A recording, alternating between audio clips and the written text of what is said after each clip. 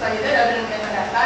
Jadi double core metadata itu adalah kayak metadata juga, sistem metadata yang ada 3 pendekatan, yaitu pendekatan yang pertama itu konjungsi dengan standar lain. Dengan standar nanti kalau misalnya yang salah bisa dikritik di akhir, soalnya juga nggak ngerti.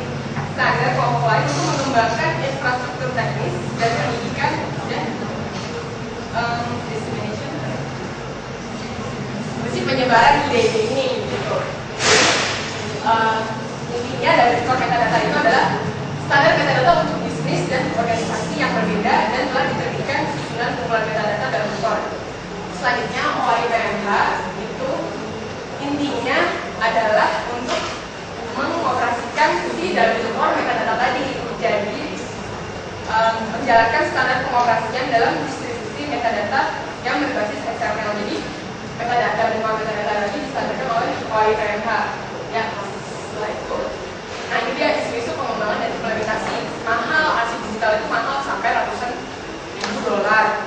Karena apa? Karena perusahaan itu perlu mengembangkan terus, mengimplementasikan terus, melatih, mendesain itu terus menerus lebih mahal. Apalagi kalau perusahaan yang gede makin mahal. Terus itu juga perusahaan itu nggak semuanya punya arsip digital di dalam apa yang mengurus arsip digital itu di dalam perusahaan sendiri. Jadi dia harus menyewa jasa konsultan dari luar. Nah, terus setiap staf di perusahaan itu harus sama semua arsip digital kan, biar sama satu perusahaan. Jadi semua harus tahu. Nah itu biayanya juga mahal. Terus yang membuat mahal juga adalah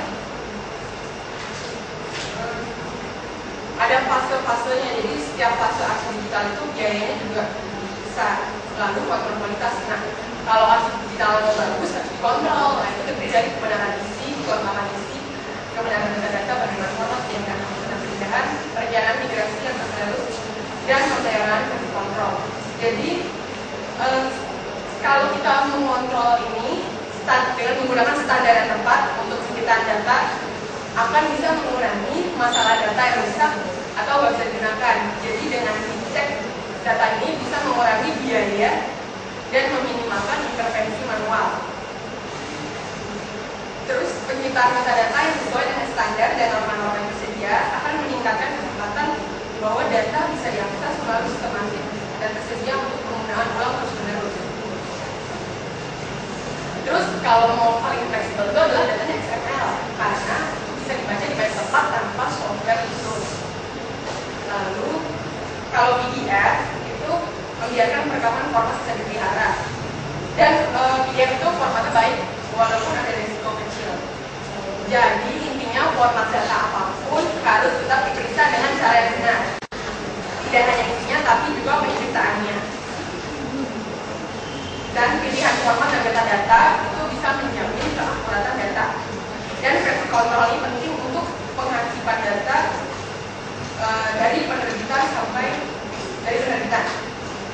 Tapi kalau datanya